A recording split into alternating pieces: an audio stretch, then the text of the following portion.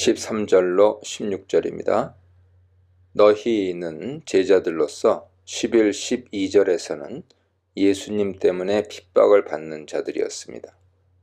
땅에는 마음이 오만하고 불의를 행하는 사람들, 무자비하고 순수하지 않고 싸우기를 좋아하고 핍박하는 사람들이 살고 있습니다. 이들은 땅을 더럽히는 사람들입니다. 제자들은 땅의 소금입니다.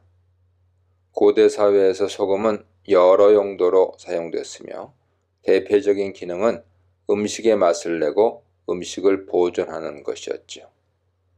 그렇다면 제자들은 세상에 유익이 되고 세상의 부패를 막는 제자의 가치를 갖고 있습니다.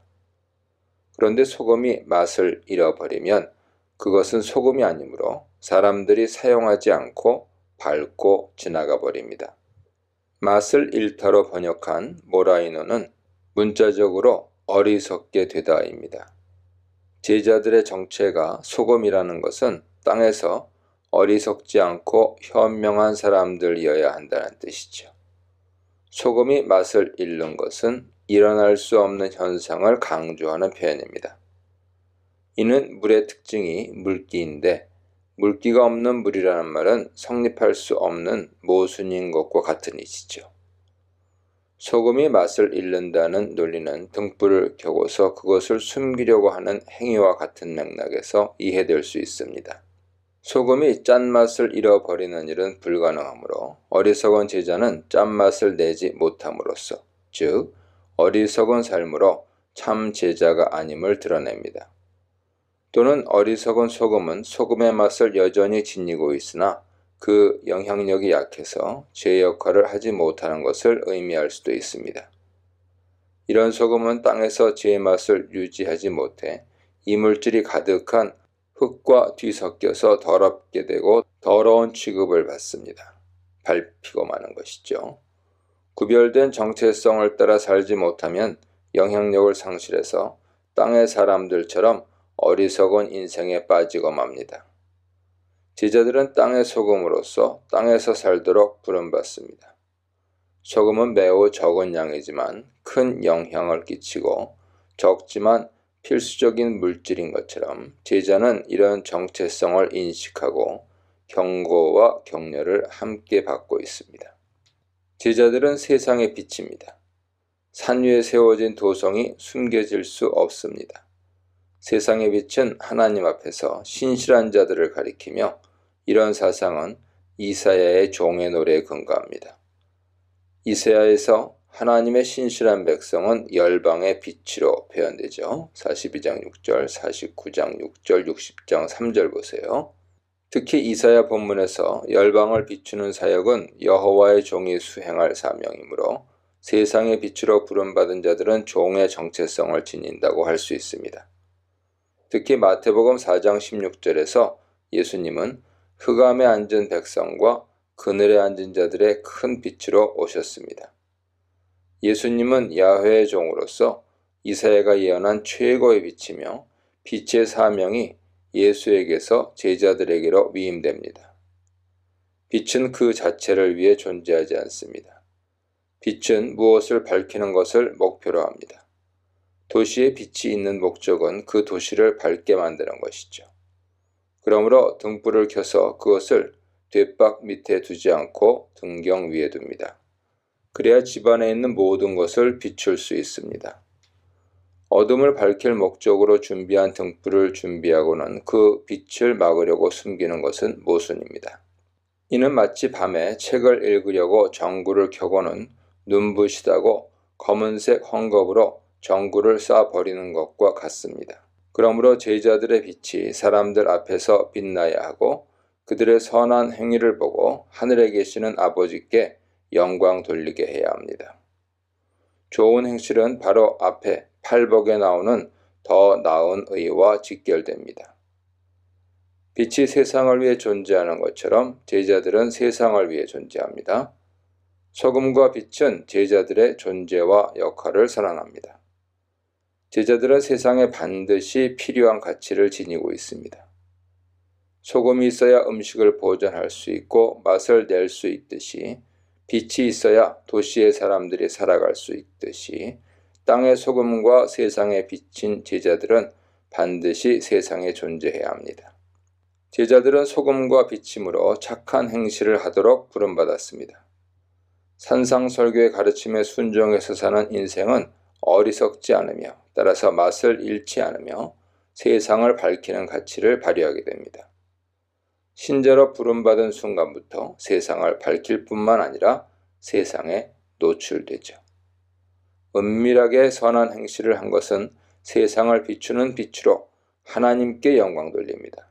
반면 아무리 숨어서 죄를 지어도 반드시 드러나 하나님의 영광을 가립니다. 세상이 교회가 본연의 모습을 찾도록 걱정하는 시대에 신자는 삶으로 존재를 입증해야 합니다.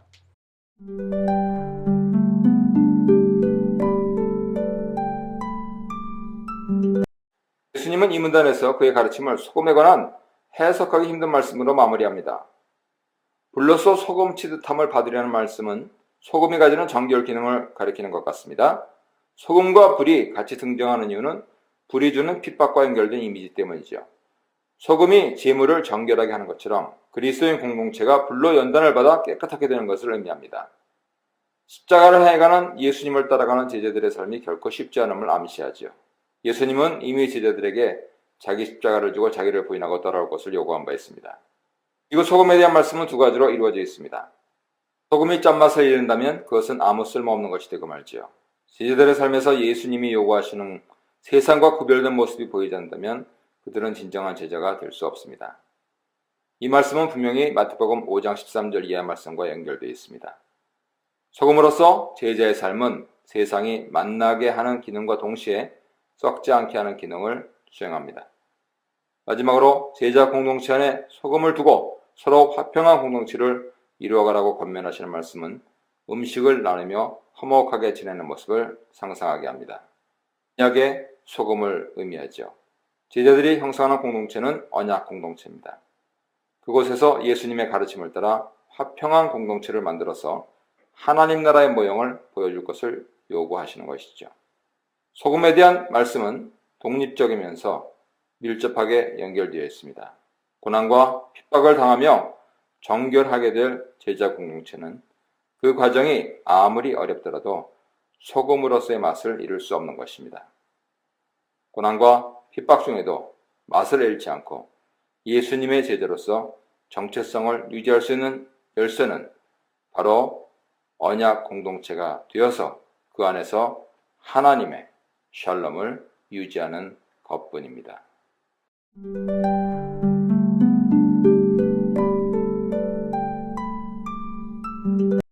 예수께서는 제자가 세상 속에서 행하게 될 제자도의 이미지를 소금 이미지와 결부시키십니다. 물론 이런 구체적인 연결은 마태복음 5장 13절에서 더 선명하게 부각되죠. 그러나 누가복음 문맥도 분명히 이런 연결을 시사하고 있습니다. 실제로 소금이 짠맛을 상실하는 것은 불가능하다는 논리가 주석가들 사이에서 제기되었는데요.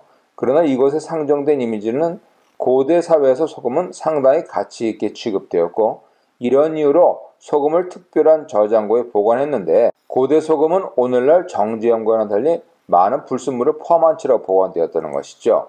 그런데 실수로 보관소에 물이 유입되면 소금에서 염화 나트륨 성분이 빠져나가고 소금과 결합되어 있던 불순물만 남게 되는 일이 생긴다는 것입니다.